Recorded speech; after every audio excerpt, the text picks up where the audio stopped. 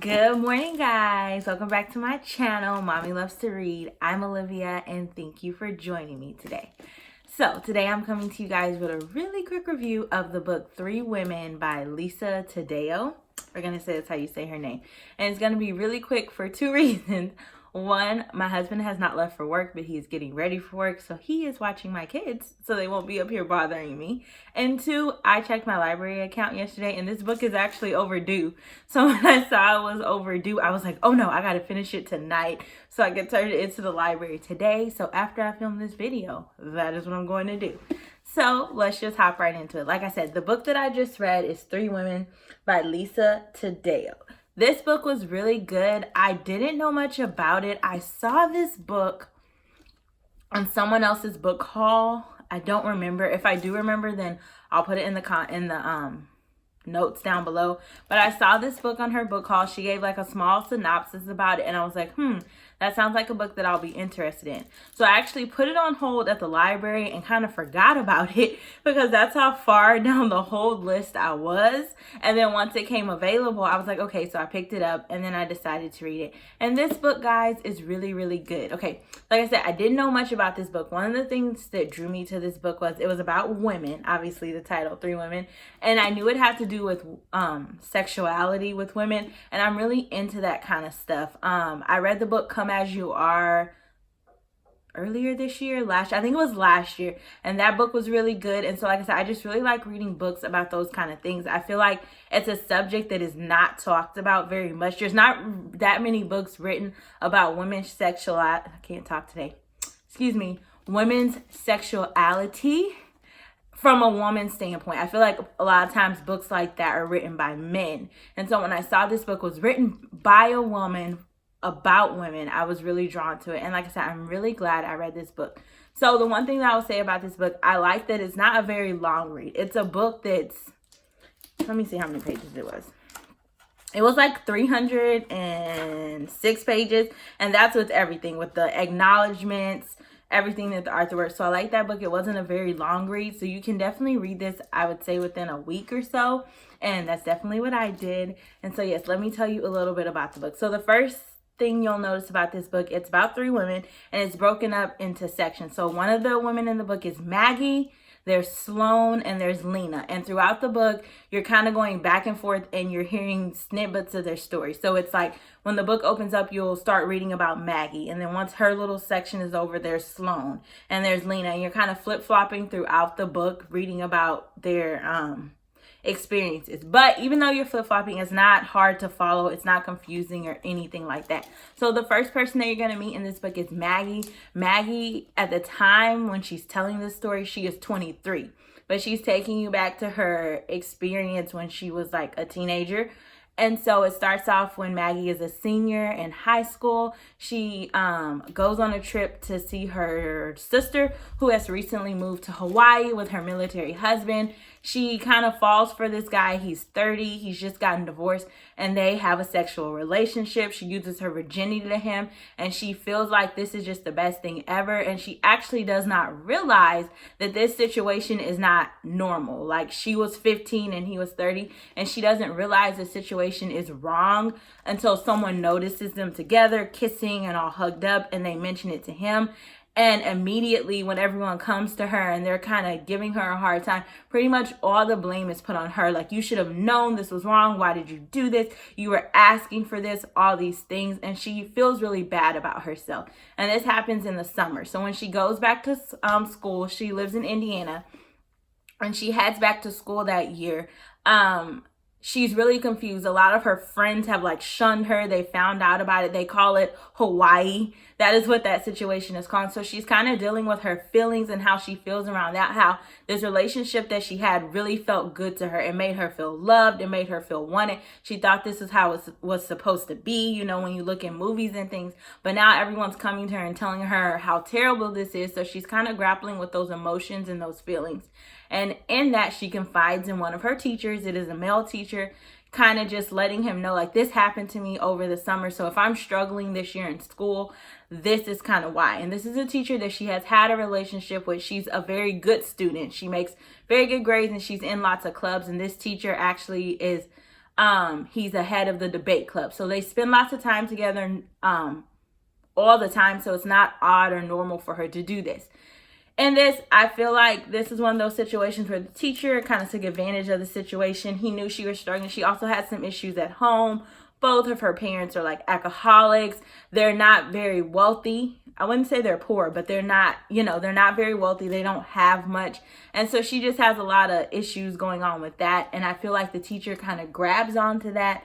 And her and this teacher start this relationship, which once again, she's in that situation where she doesn't really see anything wrong with it because she feels like this older man who I trust and I kind of look up to as a role model has interest in me. That is a really good thing. I must be like this really great person and all these things, but she doesn't realize that it is wrong. And he has all these rules surrounding their relationship, what she can and cannot do. And through this relationship, Maggie kind of really starts to suffer because she shuts everyone out in her world. All her friends, all these people in her life who, help her. She's a teenager. She kind of shuts them out because she knows she cannot share this relationship with them. So it's kind of like that year she's on her own.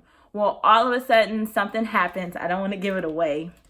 But something happens and the relationship kind of like abruptly ends. And Maggie is left feeling just like terrible, like she's going to die. She stays in her house for a whole week. She doesn't eat. She doesn't sleep. She doesn't go to school. She's kind of like begging him to take her back. She doesn't understand. She feels like the relationship is over and she must have done something wrong. So she just feels, once again, she's put in a situation with a guy where she feels like she's the bad person. Like if it wasn't for her, this whole situation wouldn't have happened and ended the way it did. So what can I do to get back in his good graces, to get this relationship going again? And through that, you're following Maggie's journey. That's where I'm going to end because it has other parts, but it's really interesting. So that's one of the characters. Another character that you're going to see in this book is going to be Sloane.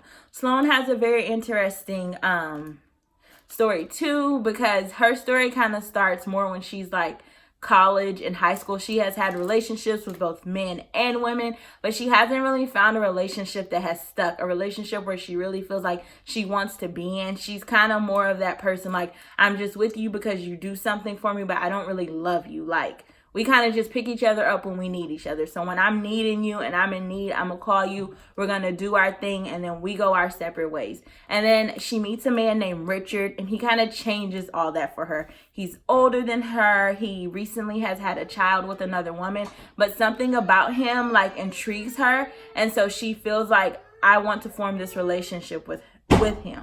Oh, hold on. Okay, guys, I am recording. Sorry. And so through this relationship with Richard, they wind up getting married. They wind up having children. They opened this restaurant together.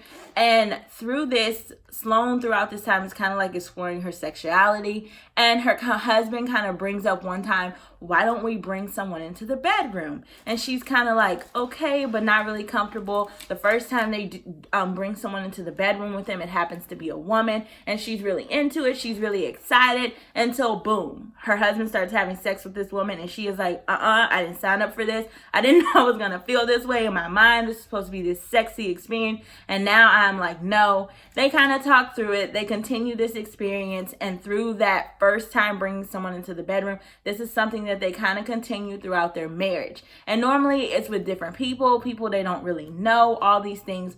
Well, the last encounter that they have winds up being with not only someone that they know, but it's someone who is actually a chef at their restaurant that they own.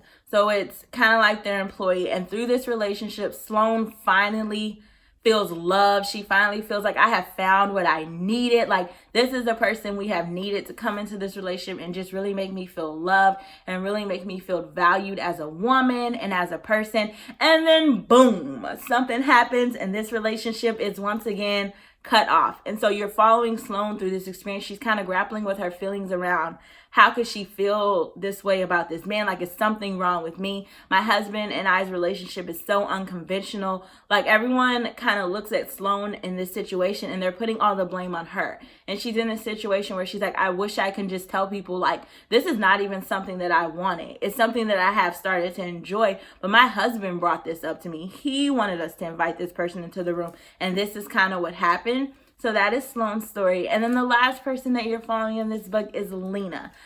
Lena is a wife. She is a mom. Lena has kind of had a traumatic experience surrounding sex and her sexuality. When she was in high school, she started dating this guy. She wasn't very popular, wasn't very known. She started dating this guy and became very popular, very known. It made her feel beautiful, all these things. There was a time when her and the guy were kind of on again, off again, a high school relationship. She is invited to a party by an older guy. He's a football player, so she feels really excited, like, yay, I'm going to be in the cool crowd. When she goes to this party, they give her alcohol. It's kind of like a first time drinking. Pretty much she gets drunk. I think they put something in her drink, and they wind up raping her. So that is what happened. She doesn't really realize what happens until Monday morning when she gets back to school, and all these stories are floating around of how Lena has had sex with these 3 guys. And that kind of experience kind of affects the trajectory of her life from that point on. And kind of like her experience and her feelings around sex and just how she views it and how she views herself and all those other things. So I think that's where I'm going to stop there. I don't want to give too many spoilers about this book, but hopefully from my synopsis, you can see that the book is really good. The one thing that I really liked about this book is it really gave each woman a voice. And as you're reading like their different sections, I really could feel like the emotion, and when they were explaining like these experiences and how things would happen, I really could feel like I was in the room with them when the experience was happening. And I can feel like the emotion they were feeling. Like when a situation hurt them, I could feel like, wow, how they felt hurt or how that may have been happy. And another thing that I loved about this book is I could see myself in each one of these women. Obviously, like, I haven't necessarily gone through or dealt with the experiences that they have experienced, but just being a woman, I can understand like where they're coming from in certain areas and how like, wow, you simply just wanted to feel loved. And even though this maybe wasn't the most conventional way, like, you were willing to do whatever it took to feel that love. And I think sometimes as women, we put such a high value on how other people see us or how other people perceive us. And if this person isn't showing me love, it's always something I've done. And I feel like that's a lesson that they all had to learn, that it wasn't anything that they did or did not do that caused the situation or caused someone to do something. That everyone, like, the decisions that you make is kind of based on you. And you can't, you can't allow someone to make you feel beautiful or feel loved just because of like how they feel towards you sexually, like your value is not wrapped up in how good you are in the bed or how well you can make this person feel. Like being a woman, and not even being a woman, what am I saying? Being a person, like a sexual relationship is a two-way streak. So like, just as you're giving this person all this pleasure and all these things, like you should be receiving those things too. So yes, I hope I wasn't rambling too much. I feel like I was rambling, but yes, you should definitely pick this book up. It was a really, really good book. I really loved it. I think you will enjoy it. Like I said, there are some scenarios that are talking kind of like about rape and having like threesomes and all those kind of things. So if you're not really into those kind of things or you don't think you can handle that, I would not recommend this book for you. But it's not very graphic or very it's not too over the top. I wouldn't call this like an erotic book or anything. I would say it's kind of like, if I had to rate it, like how they rate movies, I feel like this would be like a PG-13. It's not an R, but like a PG-13. So yes, thank you guys so much for joining me today. I hope everyone is going to have a good weekend. It is Friday for me, so I'm starting my weekend. And the next book I'm going to read is The Water Dancer by Tahishi Coates. I am so excited. I'm going to go start that now, and I'm baking a cake with my kids this weekend. So thank you guys so much for joining me. Comment down below and let me know what y'all are doing this weekend. What's the weather like where you are, and just how you're doing. And if you have read this book, let's start a conversation down below. I want to hear your thoughts, your feelings, your emotions, maybe even if you're not done with it, like how you're feeling about where you are in the book, and any like revelations or any just thoughts, feelings, emotions, all those things that you have about this book. Once again, thank you guys for joining me today, and don't forget to comment, like, and subscribe down below. Bye. Did I turn it off?